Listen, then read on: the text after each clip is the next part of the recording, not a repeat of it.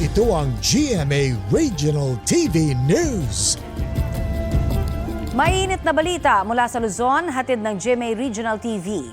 Inirereklamo ng isang pamilyang namatayan sa Tagkawayan, Quezon ang nag-embalsamo sa namayapa nilang kaanak. Chris, ano ang ginawa ng embalsamador? Connie, ginawa kasing content sa social media ng embalsamador ang pag-embalsamo sa babaeng namatay. Kwento ng ina ng babae, hindi ito ipinaalam sa kanila, tapos kita pa ang buong katawan at mukha ng kanyang anak. Napag-alaman pa raw nilang hindi lisensyado ang embalsamador. Tinawagan nila ang embalsamador para burahin ang video.